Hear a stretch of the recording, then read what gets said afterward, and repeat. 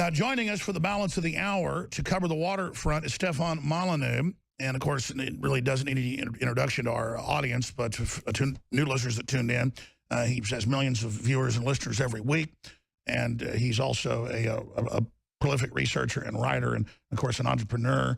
freedomainradio.com is his site. We'll talk about censorship we see intensifying on Google, but also other platforms. We'll talk about the situation with war and Syria and Russia and, of course, the Korean Peninsula. We'll get into this witch hunt that's ongoing, that anybody that doesn't want war with Russia must be a Russian agent. They have The Economist today saying now that I'm basically an agent of Syria. And I guess Ron Paul is and Rand Paul, because we all remember the chemical attacks where they got caught launching them. But see, I don't have a memory. No. It's not that that's admitted. It's that the Assad told me, okay? That's in The Economist today. I'm called a useful idiot. Yes, I've built one of the biggest independent media operations in the world, the biggest other than like Drudge, and I've got 70-plus employees, and we reach 45 million people a week conservatively. People that actually listen or watch. Yes, I'm just a complete useful idiot. I don't know anything. I don't know anything. Just, a bunch of my family was in different intelligence operations and everything else, and just grew up around it all and everything else. But I just don't know anything. I'm this big, giant, useful idiot. So people reading The Economist, and again, I don't want to talk about myself, but they're making it all about Alex Jones so they can demonize me, take me out of context, then they can shut down everybody else. So we're hanging together. So we'll go into all these subjects with Stefan Molyneux, but know this. They're slowly strangling free speech, and it's accelerating. And so we have to point out, hey, we told you Trump was going to come out and say he doesn't want a wider war and a no-fly zone. I told you that on Sunday and Monday and gave you transcripts of what the president said. I said, oh, White House source, it's the president. Okay? The president. What the president says. And I'd rather have the information than have the media have these conniption fits. But of course the FBI says to Congress, I'm under surveillance. Not because I'm a Russian spy, because they cannot stand the fact that the president talks to us and reads our website at night. So, there's an amazing amount of stuff to talk about. Stefan Molyneux is our guest. Really appreciate him joining us and coming on. Stefan, I don't know where to begin here, but this is just a crazy time to be alive. It is a crazy and great time to be alive, Alex. The fact that they're coming after us, the fact that they're trying to demonetize people who are speaking out on YouTube, because YouTube is largely owned by people who are anti-useless wars, anti-left and so on. Facebook and other places seem to be a little bit more on the left, but we've kind of taken over on YouTube, which is why YouTube is being targeted now so that people aren't able to speak up and speak their minds without fear of being demonetized, which is why they're always trying to target your source of income and discredit you at a personal level rather than actually engage in your arguments. It used to be known very well in civilized society that anyone who refused to engage in your argument, like someone who refused to hit your ball back in a tennis game, they lost by default. But unfortunately, people have become kind of propagandized, dumbed down, good job government schools. So now these kinds of attack your source of income, attack your character, seem to have some traction, but I think we're going to win nonetheless. Well, Stefan, when we come back, what do you want to get into first? Obviously, you've been not a big fan of these military strikes, and I see your perspective. I tend to lean your way, but now I'm seeing results out of what Trump did. That's almost scarier because that'll encourage more of this aggressive stance. I am perfectly willing to put the tomahawks in the rear view. That was a one-time thing. It's a sort of, maybe it's a trial balloon from the deep state or the military-industrial complex. My concern, Alex, is another ground invasion in the Middle East. Its commitment to regime change in the Middle East, which has been tried so many times throughout history and fails every single time. And the reasons are pretty clear. You are dealing with a highly indoctrinated, fairly low IQ population. All the smart people left the Middle East decades ago to escape to the West, to escape to other places. You don't have the hard clay you need to build the foundations of some Jeffersonian democracy in the ruins and indoctrinated mess that is left over from centuries of foreign imperialism and domestic propaganda. That's right. We have to build a wall around it, and then people that want to convert to the West, no matter what color they are, and who want freedom and prosperity, can come here. But if you want to come here and make us go under Sharia and come here and bully everybody and sue everybody that doesn't agree with Islam and pull all your infighting crap, sorry, we don't want to be a Stone Age death cult, monotheistic thing where women are slaves. Right, Stefan? I certainly would not want to live under that kind of law. Absolutely, and they want to make us live under it, and it just ain't going to happen. This is a breaking story confirming what Zero Hedge was linking to in the People's Daily yesterday. We'll cover more of the censorship in the next segment because that's key, folks. I know you know about it, but we're becoming conditioned to accept it. That's when they've got us. We've got to talk about a battle plan on that and more. But first, China warns North Korea amid massive troop buildup on the border. We will react strongly to nuclear threats, China says, and threatens to take nuclear action. Says they're not going to let the U.S. do it, which is exactly what Trump said. He said, listen, you're making most of your money off the U.S. and Japan. Knock it off, man. You have massive trade with South Korea, almost none with the North. Just chill out. Quit using it as some Cold War relic. See, Trump's a realist. So this is a big deal. You got North Korea's nuclear test reaching meltdown. That's supposedly going to happen on the birthday of the sick, hereditary dictator grandfather, Kim Jong-un's grandfather. Stefan Molyneux, could there not be a better poster child of the ridiculousness of state worship than Kim Jong-un, this feckless, craven, demon-smiling, fat chipmunk, horrible little creature that, kills his family with, mortars for entertainment out on a grass lawn, firing mortars at him a half-mile away. I mean, he is literally the archetype of a spoiled demonic brat who was given his own planet, basically. I mean, the stuff of satire doesn't go far enough. And then I see the left in people thinking he's cute and funny and liking Mal bars in Denver. And what the hell? And people, last week in D.C. were spitting on a small memorial for the victims of communism. What is going on here? Well, people don't like, and the left doesn't like him as an example of the end game of communism, which is rancid, horrifying totalitarian dictatorships where people are regularly shipped off to camps, where if you manage to escape the regime, of course, your family is dragged into these camps, where people live and die underground in mines and die horribly of vitamin D deficiencies and other ailments and so on. It is a monstrous, hideous regime, and it was started, of course, with the support of Stalin at the end of the Second World War, after it had suffered under decades of occupation from Japan. So this is a country that results from significant military and ideological occupation by foreign powers. And so the left doesn't like it because it really shows up just what happens in the long run to central planning, to price controls, to communism and socialism and all of those toxic ideologies. So they have some sympathy for it because to hate it is, like they hate Russia now, but they loved Russia under Stalin. They loved Russia when it was murderous. Now they hate Russia when it's largely Christian and nationalistic because it goes against the toxic internationalism of the left. That's right. And, it's so pitiful. I mean, it's great that you know history. I know a lot of the audience does, but I've studied it because it's so intriguing. I don't study history, so I can be impressive. North Korea has been enslaved for thousands of years. It's never had a free culture. And smart, hardworking people who the Japanese used as slave labor and as coal miners to fuel themselves in World War II. China has used it, had a bunch of wars with them. And then look at the South, just 60 years of quasi-freedom, one of the richest countries in the world, incredible inventions. The people are just worlds apart compared to the North. Just a total example of what a little bit of freedom does. And so we can look at North Koreans and laugh at them worshiping the tyrant, but they were born into this. Most of the population has their children taken at birth and put into communes, so there's not even family. Their mother and father, when they're not given love in their crib or anything, when they are given love, they're told, that the dear leader gives you this love. When they're given food, Venezuela does this. They're told, that the spirit of Hugo Chavez gives you this milk. I mean, it is the religion of the state. And the stupid leftists that think it's cute, sitting here in the wreck of what was freedom, have no idea the gates of hell they've opened. Well, this is what people need to understand. And for people who are too young to remember, as you and I do, Alex, the difference between East and West Berlin in the divided Germany, because this has happened a bunch of times before. It happened in Vietnam. It happened in Germany when the East and the West divide up a country, when communism and capitalism divide up a country. South Korea has like twice the population of North Korea, but it has over 40 times the economic output of North Korea because they're free. And because it has all of this wealth, it seems hard to me to understand why they need 25,000 American troops sitting in there, many decades after the end, or I guess there was never an official end of the Korean War.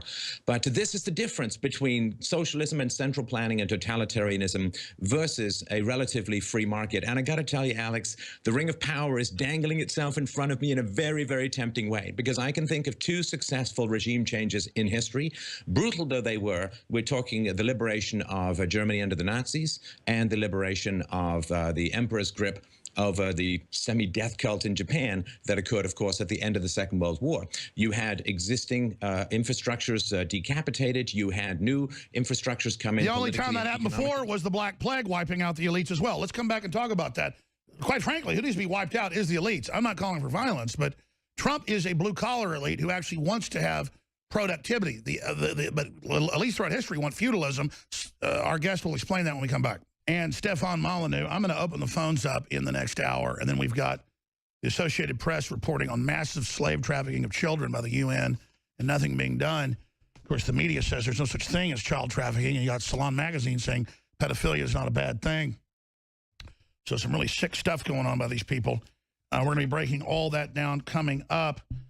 Don't forget, freedomainradio.com for Stefan Molyneux's great work. Look, I'm going to boil this down to you, and I'm going to shoot you straight. I know I've done the right thing. I've always tried to tell the truth. I make mistakes sometimes. We correct it when we do. But I really do care about humanity. I don't get off on seeing other people being brought down. We're going to talk about feudalism here in a moment. But you have to understand, these inbred elites, a lot of them have had their DNA checked. It's been proven that there are psychopathic tendencies in a lot of these royal houses, people that have inbred. You see a lot of that in Islam. I mean, look, there's folks in Appalachia inbreeding, and there's a lot of killers and stuff. You just need to stop doing it. We're not criticizing folks there in the Middle East. Just stop having, stop marrying your sister. And we're facing a bunch of crazy people. And so I'm all stirred up and angry trying to do something about it. And I've got them coming after me because they think those of us that are nice and friendly are just going to roll over. We're not. But, I mean, it's just everything. It's like the Alamo, folks. I mean, I'm just swinging a musket here in a minute. I mean, this is crazy. Or 300. I mean, that's the political level of this. Watson's had his monetization cut by 75% in 1 month. We're cut by like 60%. And again, they're just celebrating in the news, the Democrats and David Brock. Oh, look, we're shutting them off. Oh, it's great. Soros, give us more money. Nazi collaborator, give us more money. We'll shut up that loudmouth American. But we're burning them down politically. We're talking to the president. We're breaking the big news. Our metrics are going straight up. So it's crazy. Everything they do, suddenly doors open and then support happens. So I'm just praying to God every day. It's an amazing time to be alive. But take Stefan Molyneux, going from reaching millions a week to tens of millions a week. It's good to know he's there with freedomainradio.com. I haven't asked him specifically about his monetization, but let's ask him now. You can follow him on Twitter at Stefan Molyneux. It looks like Molyneux with X. Well, the reason I'm making a big issue out of this is it's the Democrats, it's the UN, it's George Soros, it's in the WikiLeaks. By name, they say, arrest them as Russian spies, shut off InfoWars, shut off Breitbart. We're the main groups they're trying to shut off. The Federal Elections Commission says shut off Drudge. Everyone should be horrified. It's not like I'm up here saying, oh, I'm being censored. Oh, give me more money. We're here with the main globalist force spending half their time on us, demonizing us, articles coming out every minute. I mean, I'm talking every few minutes. Sometimes thousands a day, Stefan. So when I bring this up, we are the issue. I don't want to be gonzo journalism. I want to sit here and talk about myself all day. We're in the center of this. This is happening. It's happening to you, I know, because I know anybody that's a libertarian or a patriot, some would call you a liberal. The globalists call you a right-winger. It's all a load of crap. None of these definitions mean anything. I'm a super classical liberal, pro-freedom, live and let live guy. It's crazy. The liberals are like, they have a religion of being neurotic weirdos, just like super right-wing Christians. And I'm just sick of their cult. I'm sick of Islam. I'm sick of all these groups trying to make me be in their cult. And then we're under attack. What do you think we should do? What have you gone through? How do I get it through the listeners? I know they're supporting, but they have to understand, if they can shut us down, folks, we'll be like China. It's over. They're going after the First Amendment nakedly and have the left celebrating. Yeah, yay. Shut Alex up. Arrest him. I mean, it's crazy, Stefan. It is, and I hate to be annoying, I told you so, guys, to other people, but many, many years ago, I recognized the dangers of the waters I was treading into, and I made a very, very clear business plan around decentralizing my monetization, so I take donations directly from listeners at freedomainradio.com/donate, and of course, everyone has their part to play. Some of us are the more vocal mouthpieces. Maybe we have the history, we have the charisma, we have the fluid linguistic skills, we can make goofy jokes, and we can get the message across to the audience. Other people can help support in their own ways. They can share videos, they can like videos, they can talk with their friends and family if they want a more private life. They can donate, they can do lots of things, but we all need to work together. Of course, they're going to go after the source of our income because they perceive that we're going after the source of their income, which a lot of times is government spending, military industrial complex, massive amounts of welfare, refugee settlement money, you name it, affirmative action. They feel that we're going after the source of their income when we start talking about equality before the law, a true free market, letting supply and demand set prices, not having the government regulations choke and claustrophobe everything off that people are trying to do to make a buck. So yeah, they're retaliating in money wars because they can't match us in the intellectual wars, and everyone has their part to play in helping to fight back. What are you saving your money for? If we lose, if there's increasing censorship, if the First Amendment is lost, if there are useless foreign wars, your money's going to end up worthless anyway. You might as well spend it now in the fight for freedom. That's right. So many people go, oh, things are bad, I'm going to hoard my money more. You lose it to globalists, you lose everything. That's why this year I've said I'm not even intending to take any profit for myself as backup money for my family. I'm going to spend everything in expanding and doing everything I can because exactly, it's claustrophobic. That's what it feels like. You said it. South Korea has 40 times the GDP of the North. They have incredible wealth, some of the best medicine in the world, some of the best universities, the most connected group in the world, versus a place that only has 2 cities that have any light, almost no cars. Don't the people that want affirmative this, affirmative that, understand free market is the engine, never perfect, but it over-delivers 100 to 1 versus collectivism. My God. Don't they understand that? If you look at American foreign policy, right, and the foreign policy of the West, there were a number of totalitarian dictatorships throughout the 20th century where there was a often fractious but generally non-confrontational coexistence. I mean, there were proxy wars and all of that. But if you look at places like Russia was allowed to fall down on its own. And China was allowed to reform itself to a large degree starting in the 90s on its own. Look at extreme socialism that was handed to India after the Second World War under the Raj by all these British educated socialists. It was allowed to reform on its own. And now you have 50,000 people a month in India going from poverty to the middle class. So there are ways that countries can reform themselves if they're allowed to sort of continue down that path. But if you go in and start blowing people up, it is going to turn a lot of the population against you. It may, in fact, retard any progress. Now, that having been said, I was talking earlier about the ring of power I'm tempted by, Alex. If I had to choose between intervention in Syria, regime change in Syria versus regime change in North Korea, I would choose North Korea every day of the week and twice on Sundays, because I think of the people groaning in these concentration camps, starving to death, afraid to have children, afraid to open their mouths, these weekly self-condemnation situations, these henpecking parties where you're supposed to nag at yourself and nag at everyone else for you didn't polish the dear president's picture enough. And if you could take out that leadership, this is an amoral geopolitical calculation, so forgive me for stepping in this direction, but that is a decapitation politically that could conceivably work in the same way it worked in Japan, in the same way that it worked in Germany. You have a high IQ population that are desperate for freedom. You're absolutely on target with that. Let's speak, before we get back into the World War III news, all the important stuff, Stefan Molyneux, about feudalism, because the average person just gets caught up in daily life and doesn't study history, so they don't know.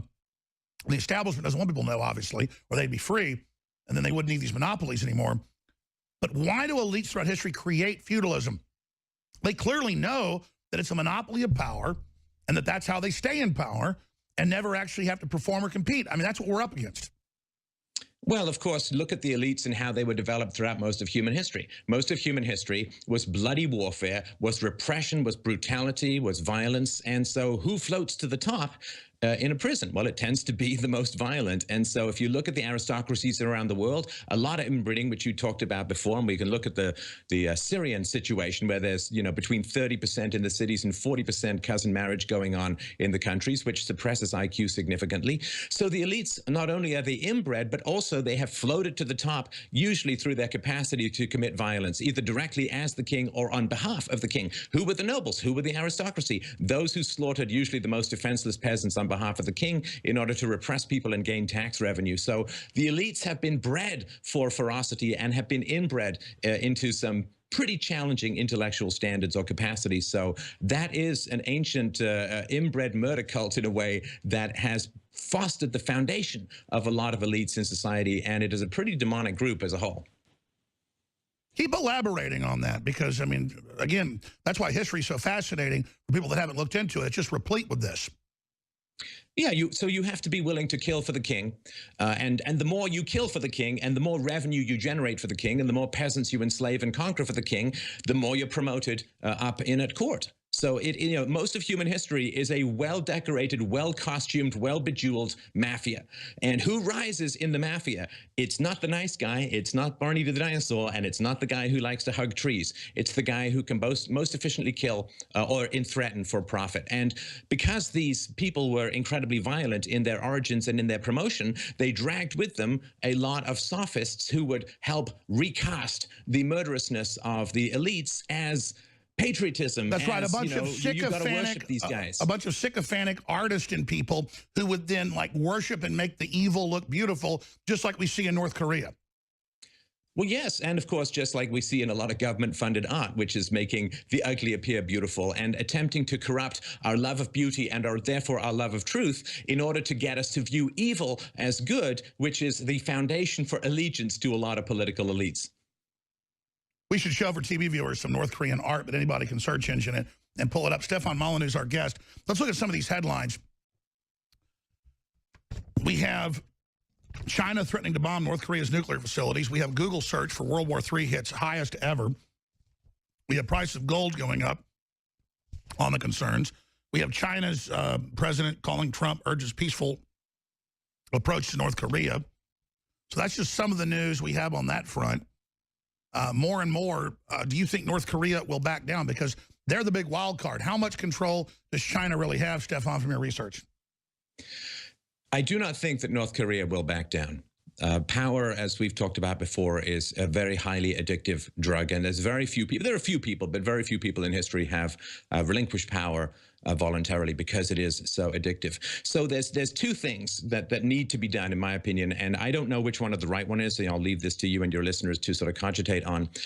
But isolating the country is not going to do any good. You know, one of the things that laid the foundation to World War II was a 70% drop in international trade that came out because of America's protectionism and the rest of the world's protectionism. So, you know, it's an old saying that when goods stop crossing borders, soldiers will start crossing borders. When countries are united in trade, they tend to be going to war less against each other.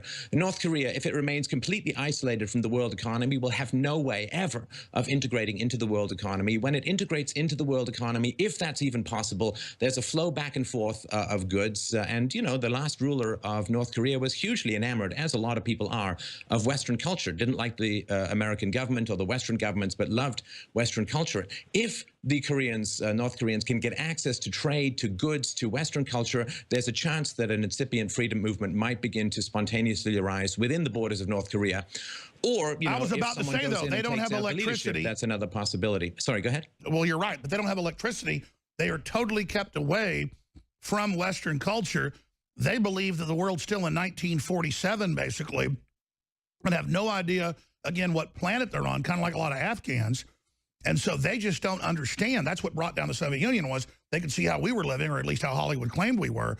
They just have no idea. So we have to come back and talk about how do you break through that? Because sure, Kim Jong-un's brother was running off to, you know, Disney World in Tokyo, and, you know, Kim Jong-un thinks Dennis Rodman's really cool. They're all obsessed with it. They know how hard. Imagine what it's like for him, though, in his decrepit, horrible, pathetic country.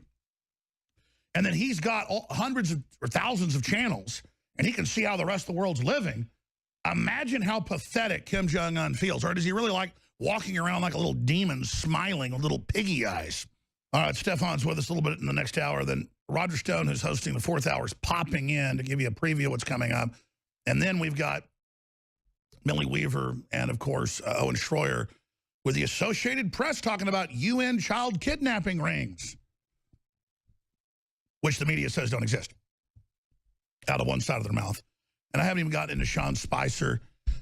Not that the story's important, but how they misrepresent on every front. But I also want to mention the North Korea paradigm with Molyneux, because he is, I think, a deep thinker, and I don't say that, you know, as a little verbal flourish, as a compliment, it's just true. Imagine being Kim Jong-un. Because I'm a good guy and I work hard and I care about people, and I don't have cultural guilt, I still get guilty that I'm smarter than a lot of people. And I'm not saying I'm perfect, I got problems, or that I do have nice things. Even though I don't worship the nice things, I can tell other people feel bad that I have nicer things than they do. And it's just weird when knowledge is really the greatest value. So is it genetic with these dictators and people? It is a hereditary dictatorship. Soon they'll be wearing crowns in North Korea. That Kim Jong-un just looks completely psychotic, like a cartoon character, like the Joker, smiling maniacally with a bunch of crazy people behind him, with a bunch of rotting 1950s crap around them. And then I see the left running around going, we want socialism, we want communism, we want, you know, we want Maoism. And I'm like, the Chinese rejected Maoism, you idiots. I mean, you want some crazy chipmunk ruling over you and you want to work 18 hours a day? I don't understand. So let me ask this question, and we'll come back in the next short segment and get into Spicer and all this. But Stefan Molyneux of freedomainradio.com. What do you think's going through these dictators' minds? Or are they just so selfish they don't even care when he's watching how fabulously rich just quasi-free market countries are with all our problems compared to what he's done to his people? How does he psychically, I don't understand consciously he doesn't care, but there's got to be some blood level.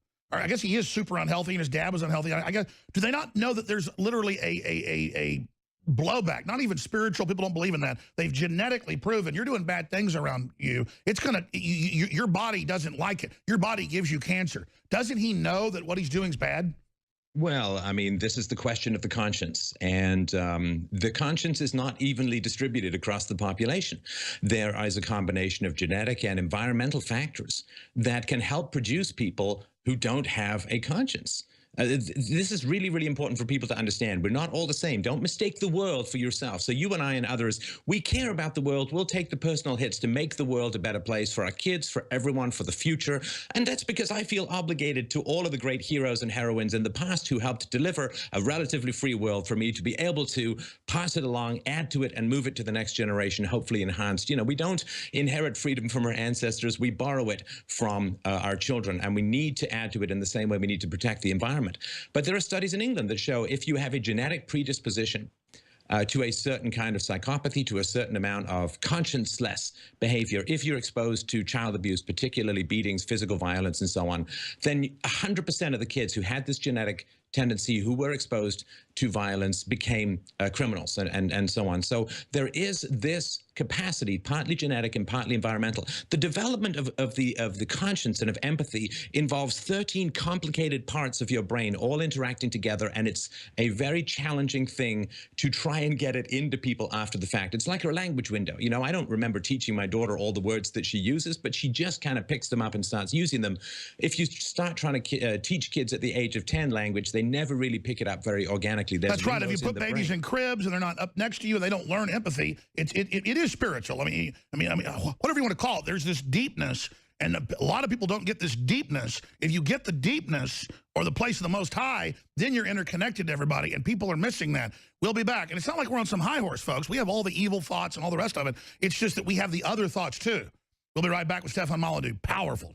Now, the fact that they're having to censor hundreds of prominent classical liberals, that's who they're really going after, not right-wingers, not fake left-wingers, but people that really do just want to go, hey, this works the best in society. We want to bring it back. We didn't invent it, but we'd like to, you know, go in the direction we were going. Not you can go towards North Korea, or you can go the direction of the United States and England and places have been going for the last 200 years. We'd like to go in that direction, you know, not the other direction.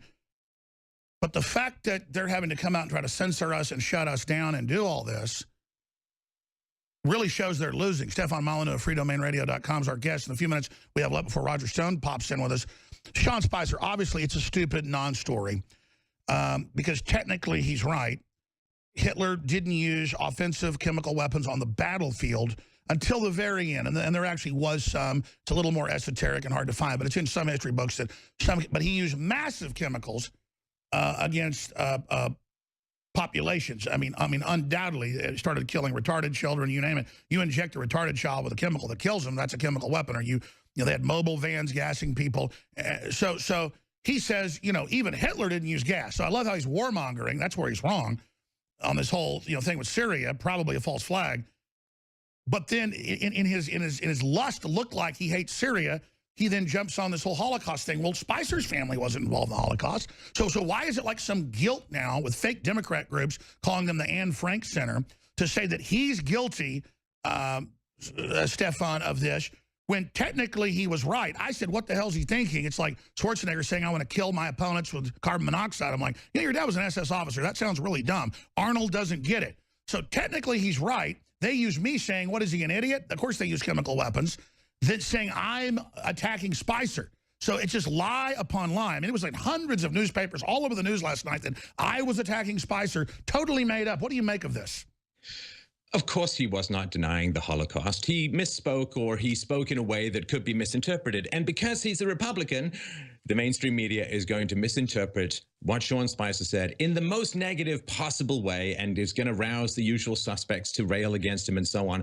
But as most things that are happening under the Trump administration, a lot is being revealed about the mainstream media. My God, Alex, the pornography that these people are addicted to, when there was a hint of a potential ground war in Syria, if there's a hint of sudden military action against a Middle Eastern country that has not directly or even indirectly threatened the United States, they're suddenly all over this war, this military-industrial complex. They're not offended by that potential at all, by another multi-trillion-dollar misadventure. I've got to interrupt you. Hundreds of thousands of people, but one guy misspeaks, and now they're outraged. I've got to interrupt you. If you can do 5 more minutes, I'd like to interview you with Stone. If you can do it, if you got to go, it's okay. But Molyneux, you're amazing. I've got to just say this. I'm during the 1-minute break, 70-second break, thinking I'm going to come back and make the point that these evil warmongers and all these evil bad things they're involved in, and then some guy misspeaks, then they project the Holocaust on him, and then I forget to make the point, and you make it better than I would. And that is awesome, because that's exactly how my brain works, and it seems like other people's don't. Like, who are these monsters that push all these lies, all these wars, all this tyranny? They back radical Islam, they cover it up, they won't show us. I saw your tweet, like, all you need to know is that they didn't show you the dead bodies from Stockholm and the car attack, but they did show the, up close stuff of the babies with the nerve gas. It's so ridiculous when you're simply conscious. It's not that we're even smart. We just are awake. They don't believe anything that comes out of a Republican's mouth. But if Turkey says, oh, absolutely for sure, it was sarin gas, and we managed to have the ambulances right there as the bombs were dropped, we took it back, we analyzed it completely, that apparently is 100% verified. That apparently is 100%. No skepticism about what could potentially be a false flag attack, as if the WMD lie in Iraq never, ever happened, as if the Gulf of Tonkin never, ever happened, as if no other culture There's no history of their complete lying. A useless war. Exactly. If you got to go, you got to go. Can you need 5 more minutes on the other side? Great. Stefan Molyneux. And we're going to have Roger Stone with us, too, at the same time. And he'll hold a little bit longer. All right, coming up in about 52 minutes, Roger Stone's going to be live hosting the 4th hour, former head of the Trump campaign. I got Stefan Molyneux here to co-host with us for another 5 minutes or so. I wanted him to have a chance to ask Roger any questions he's got. I'd like to bring different guests on together occasionally and have a panel here. They attack our credibility every millisecond.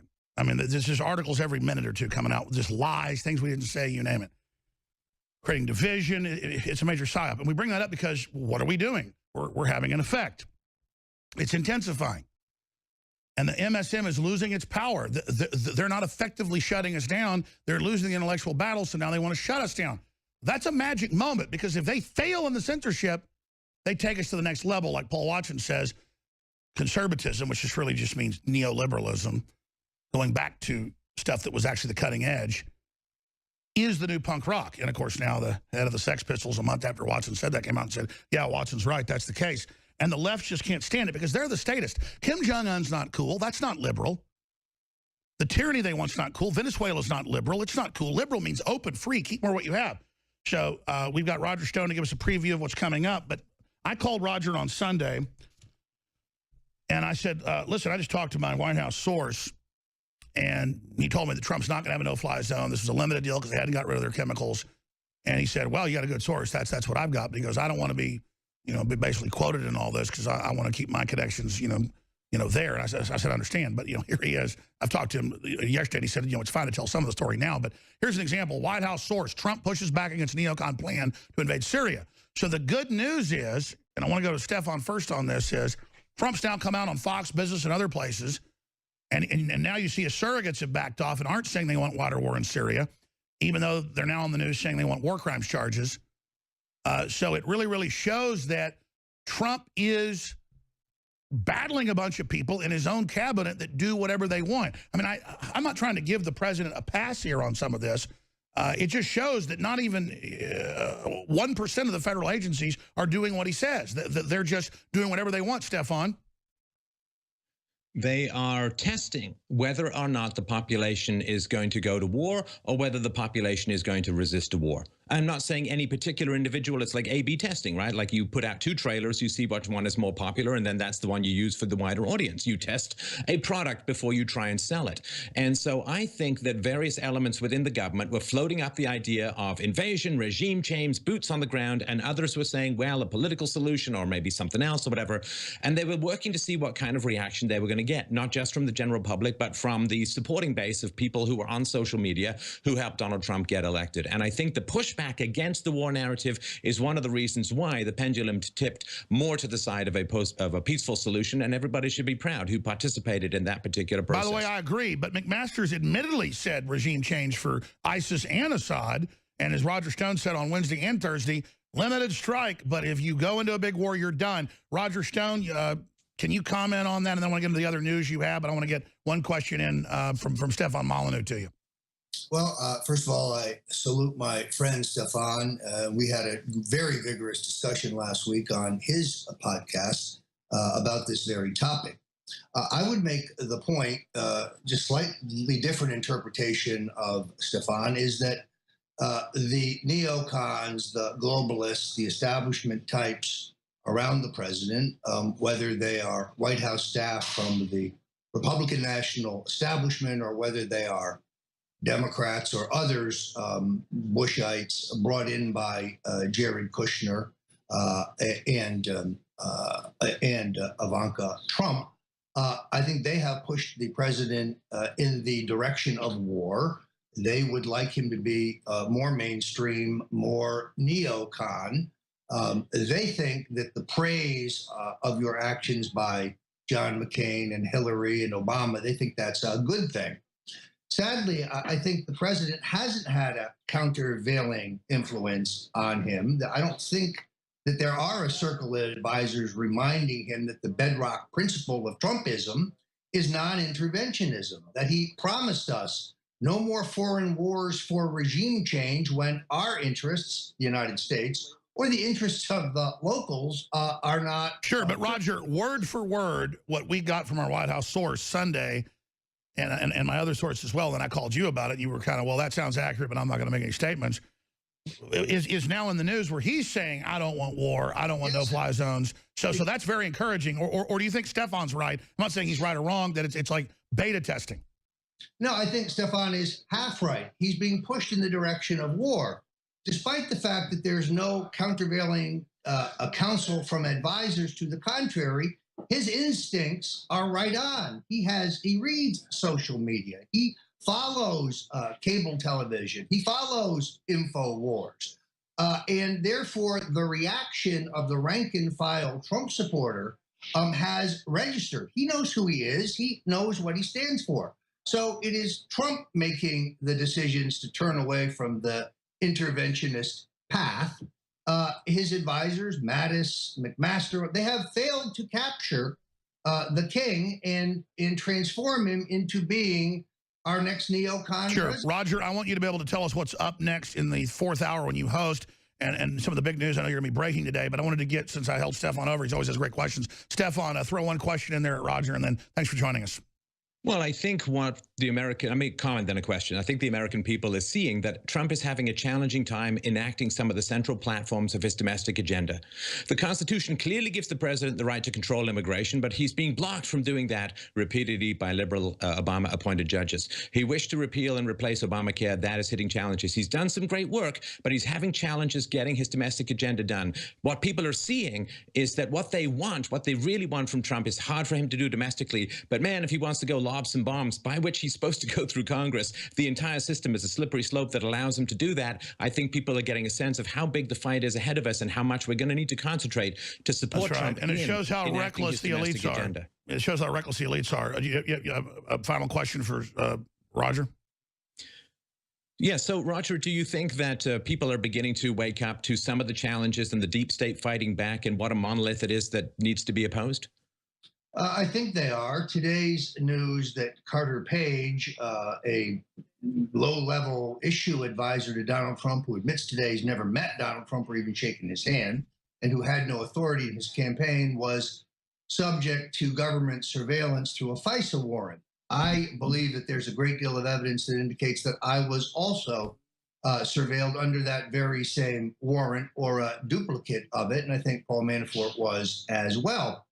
Their rationale for this, Stefan, was the Russian collusion, which clearly doesn't exist and for which there is no evidence, meaning their real motive was politics. They were using the investigative surveillance capability of our intelligence services to spy on Trump and his advisors for purely political reasons. And that's totally illegal.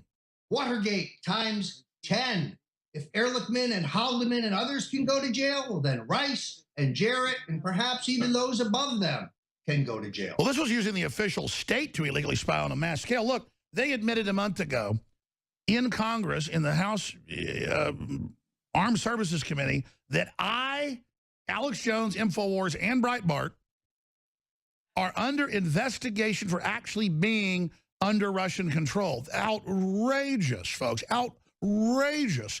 That's like saying I'm under Martian control. Now, why'd they do that? Because they got us under surveillance, and they want to be able to tell the president, don't talk to Alex Jones, don't talk to Roger Stone, because they're under investigation as Russian spies. That's how they... Don't talk to Nunes. He's under investigation now. Oh, and Rand Paul, he's under investigation. They're saying get rid of the entire election and get rid of all the Republicans that got elected because the Russians ran it all, Roger. It's now reached that level in Atlantic Monthly and in The Economist magazine. Well, and there's one person who for sure knows that that's false. That would be Donald J. Trump, the president of the United States. And I think that strategy has failed. I trust his instincts. I understand that when Donald Trump has all the information, he will invariably make the right decision. All right, I've kind of run over here. I know you got to go in 2 minutes. You're up in 40 minutes live. Stefan Molyneux, my friend, thank you so much for joining us today. Just always thought-provoking. Thank you, sir. Thank you.